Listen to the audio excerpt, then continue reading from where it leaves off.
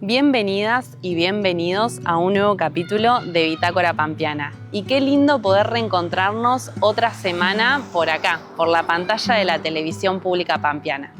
Como muchos de nuestros capítulos, este nació y empezó a gestarse a partir de una necesidad: recordar, democratizar la historia y construir el relato desde nuestro territorio. Es por eso que planificamos un capítulo para poder malvinizar y abordar el 2 de abril desde nuestra perspectiva, como pampeanos. Como siempre digo, ponete cómodo o cómoda, prepara el mate, que te prometo que el capítulo de hoy va a ser muy especial. En el Atlántico Sur, a más de 400 kilómetros de la costa patagónica, se encuentran las Islas Malvinas. Un territorio atravesado por la historia, la disputa de soberanía y sobre todo por la memoria de una guerra que en 1982 dejó una huella imborrable en la Argentina. En ese año el país atravesaba uno de los periodos más oscuros de su historia.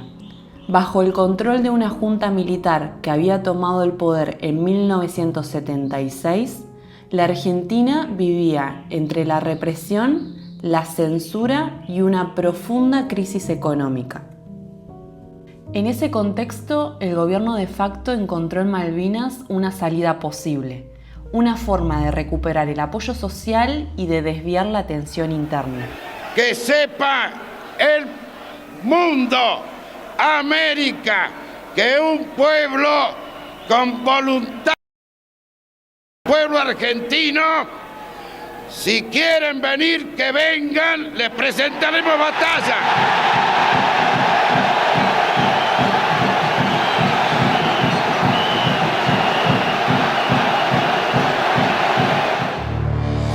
El 2 de abril de 1982, el desembarco en las islas dio inicio a un conflicto armado que, en pocas semanas, dejaría consecuencias profundas y duraderas.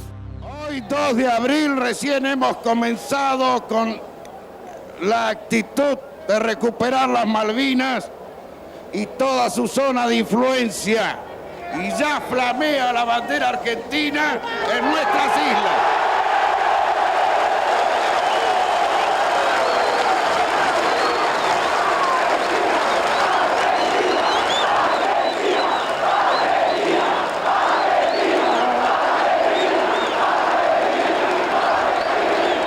Pero la causa Malvinas no se reduce en un litigio diplomático de larga data. Para los argentinos tiene múltiples y complejos significados. Malvinas es también el nombre de una guerra librada en un contexto del terrorismo de Estado. Malvinas es una reflexión sobre nosotros mismos, sobre nuestra historia, nuestra memoria y nuestra identidad. Y esa historia encuentra su voz en quienes la atravesaron, en los veteranos y héroes, que desde entonces no solo recuerdan, también ayudan a que no olvidemos.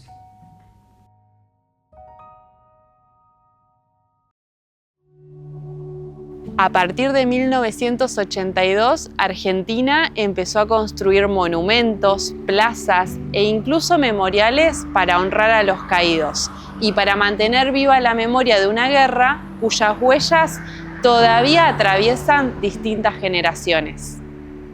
La plaza funciona como un sitio de homenaje permanente a los soldados argentinos caídos durante la Guerra de Malvinas. Esta plaza es un lugar que no nació de una sola vez. Se fue construyendo y reconfigurando con el tiempo, como la propia memoria de Malvinas.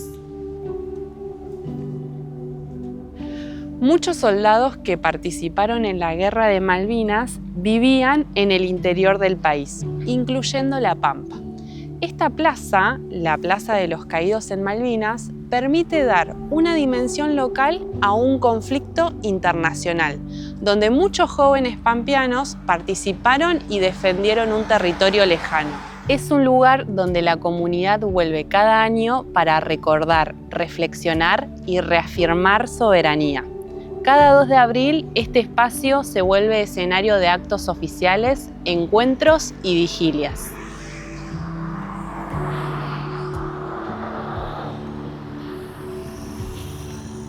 Entre el ritmo cotidiano de la ciudad, este espacio nos recuerda que Malvinas no es solo el pasado, es una causa que sigue presente.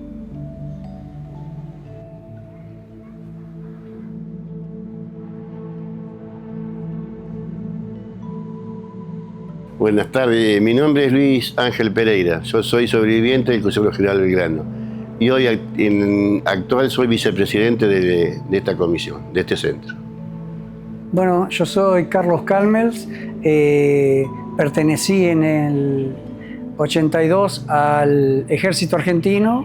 En ese momento yo estaba estudiando para enfermero general del Ejército Argentino y en vez de egresar en noviembre, egresé el 7 de abril del 82, así que el destino provisorio fue Curuzú-Cuatiá y toda la gente del norte fue al sur y pasamos recién el 25 de abril a Malvinas. Mi nombre es Raúl Cabanilla, soldado clase 62, hice el servicio militar en la compañía de ingeniero mecanizada 10 en Pablo Podestá y fui convocado después de haber salido del servicio militar para ir a Malvinas. Estuve en Monte London, en el combate de Monte London, y mi posición fue siempre los 60 y pico de días que estuve en Monte London, no salí de ahí. Antes de arrancar con las preguntas, quiero agradecerles por este espacio y este tiempo. Yo estoy muy entusiasmada porque tengo muchas preguntas que quiero hacerles y me alegran que estén ustedes tres para sacarnos las dudas, tanto a nosotros, al equipo de Bitácora, como a los televidentes que van a estar viendo.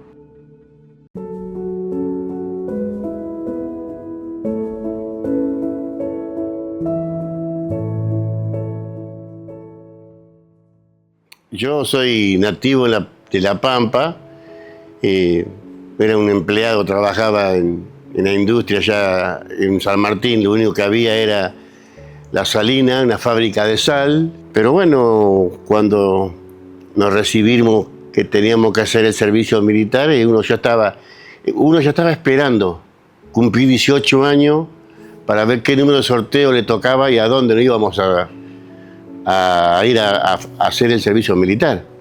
A mí siempre me gustó Marina, porque ahí en San Martín era un punto que siempre paraban todos los colectivos y pasaban todos los soldados, los marineros de ejército que salían de Bahía, todos iban a Córdoba, esa zona, y me enamoré del uniforme de Marina. Y bueno, se ve que mi petición se dio y me tocó Marina, porque me tocó 939, así que... Lo manifestaste un poco. ¿Carlos? Yo viví en General Pico, me criaron mis abuelos porque mi papá cuando murió yo tenía cerca de 2 años y cuando murió mi mamá tenía 9. Así que me criaron mis abuelos, así que yo fui a la secundaria, pero en segundo año ya me tuve que empezar a trabajar y en distintos lugares trabajé y tenía un tío que era militar y él se había retirado por una enfermedad, pero él era como... se sentía orgulloso de que por lo menos él lo que no pudo hacer que lo hiciera un familiar. Así que yo cuando fui al destacamento de vigilancia de Pico y los soldados, un año más grande que nosotros, me preguntaban qué número de sorteo tenía. El 93. ¡Ah, te salvaste! ¡Felicitaciones! No, pero voy a entrar en la Lemo. No me mataron ahí. Somos de una juventud media dura nosotros.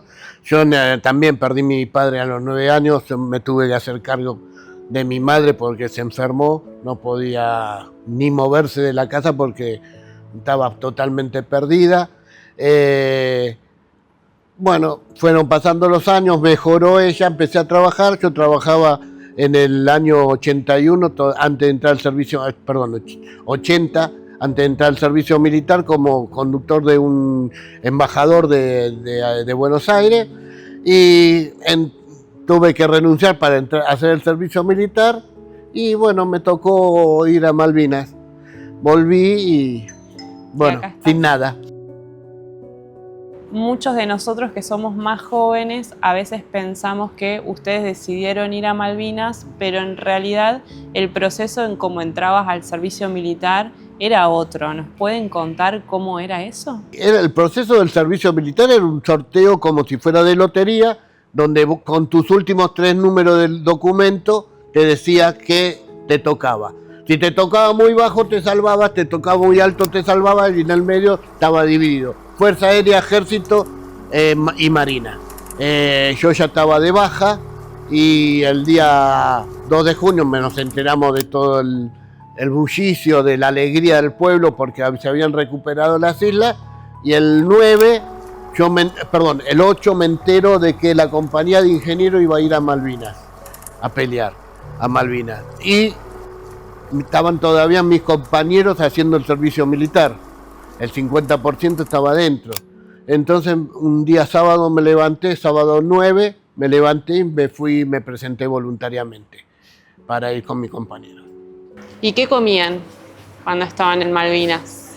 En mi caso, yo estuve en primera línea en Monte London y comíamos medio plato de guiso por día, que eran fideos, 3 papas y agua. En primer tiempo era más fácil porque los repartíamos nosotros. Eran unas cajitas de cartón con corned beef, leche en polvo, chocolate. Bueno, las masitas, son 4 masitas express venían. Y algunos traían una botellita de whisky. Criadores. Claro, y eso, si te duraba un día, 3 días, o vos no sabías lo... Pero como nosotros repartíamos a las primeras líneas, siempre alguna se caía por por el bolsillo. Capaz que la botellita de... También. El chocolate ¿sabés lo que era el chocolate? Y ahora quiero preguntarles algo porque recién estábamos recorriendo el museo y me llamó la atención que son 3 sujetos que participaron en Malvinas, pero que la historia de los 3 es muy distinta porque Malvinas no fue una sola historia, sino que participaron de diversas maneras. ¿Podrían contarnos brevemente, cuál fue su función? ¿A qué fueron a Malvinas? O cuando ustedes encararon para Malvinas, ¿les explicaron qué iban a hacer? ¿En dónde iban a estar? No. Bueno, en el caso mío, sí. Cuando, después de haber llenado el barco de munición y de provisiones, nos dijeron que nuestra misión era hacer guardia todo el sur, de Ushuaia a la isla de los Estados, porque por ahí se decía que podía llegar a entrar barcos ingleses abastecidos por Chile. Entonces nuestra guardia era que no pasara nadie. Y así nos pasó hasta el 2 de mayo que tuvimos una contraorden, teníamos que evitar un desembarco, que hizo una maniobra al barco, y cuando salió de esa maniobra, a las 4 de la tarde fue atacado. Esto es una balsa similar a la que nos trajo a la vida de vuelta. Esta es una balsa que cuando nosotros nos hundieron fue la que tiramos al mar para estar en ella las horas que estuvimos, ¿no? Nosotros el 7 de abril nos enteramos que egresábamos. Jamás pensábamos que egresar 7 meses antes. Curuzú Cuatiá. Allá voy a andar con remerita corta, qué sé yo, aquel Malvinas. Estaban todos equipados. Terminó el Semana Santa al sur. Fuimos a Comodoro Rivadavia,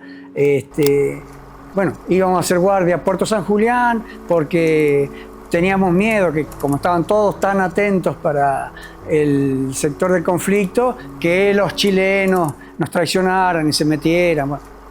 Bueno, nos traicionaron de atrás, de abajo, de arriba, de todos lados, pero nos dieron una contraorden y llegamos a Comodoro Rivadavia el 25 a la tarde. Y ahí tomamos el avión a Malvinas. Después en Malvinas también era con lo que llevábamos nosotros a hacer un hospital de campaña. Y todo lo que llevábamos nosotros, 25 de abril. El bombardeo fue el 1 de mayo. No quedó instrumento quirúrgico, no quedó nada del hospital de Curuzú Cuatiá. Y esa es otra, como que yo tuve la bendición de no sé quién, creo que es de Dios, pero a mí era cabo, vaya por allá, cabo, vaya por allá, cabo, vaya por allá. Me mandaron con soldados a la ciudad.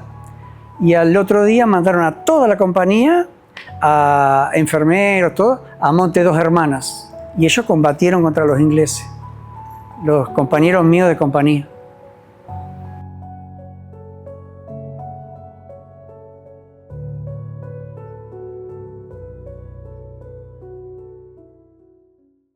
Quisiera preguntarles si en algún momento cuando ustedes estaban allá pensaban en el regreso, en cuándo se iba a terminar, si iban a volver a sus hogares. Sí. Todo el tiempo. Sí, se piensa. Soñabas hasta con una milanesa. Se piensa la familia. Pero como yo te digo, yo prefería estar metido en lo que hacía y no estar todo el tiempo Sí. añorando.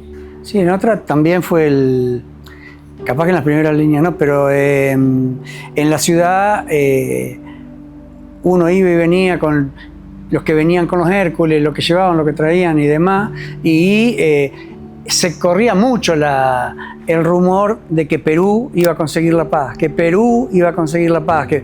y claro, eso nos mantenía, pero después del 1 de mayo, del 2 de mayo, nada. El hundimiento del crucero General Belgrano nos enteramos 3 días después, Claro. porque no teníamos forma de enterarnos. En ese momento, hablando que hablaste, nosotros nos dimos cuenta de cómo se mentía. También, sí.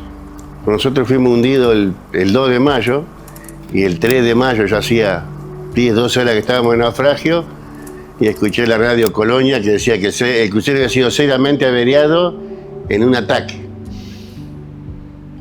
Y lo que yo siempre soñé, estando arriba del barco en navegación, lo que uno escuchaba de Malvina era querer haber estado ahí con el barco para ayudar a nuestros camaradas a defendernos. Pues yo digo que con el crucero en Malvina hubiese sido todo distinto. Quizás las generaciones de ahora estamos tan acostumbrados a que la comunicación es rápida y es fácil, pero en ese tiempo no era tan sencillo, estaba distorsionada e incluso la información que les llegaba a ustedes y a sus familiares, ¿verdad? ¿Ustedes se comunicaban cuando estaban en Malvinas con sus parientes? ¿Les llegaban información, cartas? Por carta podíamos escribir, cartas que eran 3, 4 renglones porque no podías escribir más.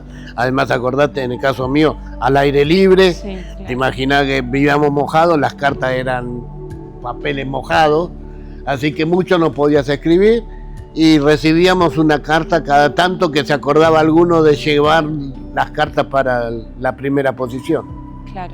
En cambio, por ahí ellos vivían Haciendo guardia ahí estaba en la parte de atrás de lo que era el correo. Así que sí, estábamos todos los días. Se podía mandar un telegrama por día. Así que, por suerte, sí.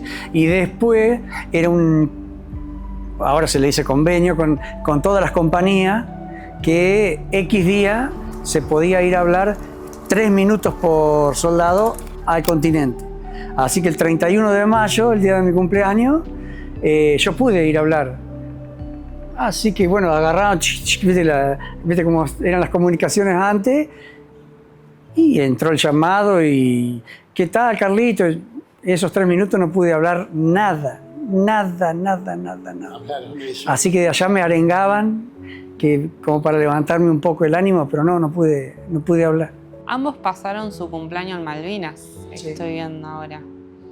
Qué fuerte, porque ahí se mezcla la guerra con lo personal, con lo que uno acarrea de su vida antes de ir a combatir, y cómo dentro de la guerra aparecen esas cosas cotidianas que no quisiera decir que lo devuelven a uno a lo que era la vida antes, pero me llama la atención pensar en una guerra en donde hay cumpleaños, en donde La vida sigue. soldados. La vida sigue.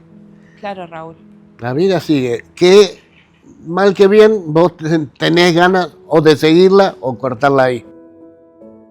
¿Cómo fue su proceso después de Malvinas? ¿Qué sucedió cuando volvieron? Nuestra segunda guerra. Quisiera indagar en eso, que me cuenten. Te cuento, en el caso mío, yo vivía en Capital Federal. Claro, volvimos de Malvinas escondidas, nos trajeron a escondidas, nos metieron en la escuela de suboficiales Sargento Cabral 2 semanas sin poder ver a nadie. Después de esas 2 semanas, que era para hacer una revisión médica, se suponía que nos largaban, nos llevaron, tuvimos 3-4 días más en el cuartel hasta que nos dieron el documento para irnos a nuestra casa. Y nos empezamos a encontrar que la gente no sabía cómo hablarnos, qué preguntarnos, qué vivir con nosotros, al nivel de que ni tu familia sabía cómo tratarte. Después empezaron los problemas de los civiles que nos echaban la culpa de que habíamos perdido una guerra, los militares que éramos los que habíamos perdido la guerra y los políticos que éramos los hijos de los militares. Entonces nadie nos quería, no teníamos trabajo, no teníamos obra social, no teníamos...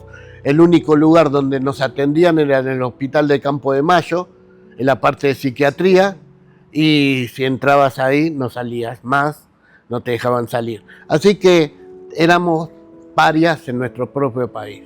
Cuando nosotros nos dimos cuenta de que éramos un pedacito de historia y que la gente estaba un poquito más interesada en nosotros, ahí empezamos con Carlos a dar charlas y a ¿cómo es?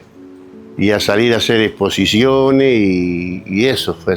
Nosotros empezamos tarde porque otros centros habían empezado ya en el 84, 85. Siempre decimos con Carlos cuando nos encontramos que gracias a los docentes, el trabajo de los docentes después de los 10, 12 años que lo empezaron a llamar a la escuela, a dar charlas, y ahí uno se pudo empezar a desahogar, ¿no? Yo creo que además de los docentes, hay una gran tarea de ustedes en contar la historia y cómo a mí me sorprende que Luis hables de este estigma, porque yo, que soy más joven, nunca los vi con ese filtro, ¿no?, en los lentes. Siempre fueron los héroes. Y creo que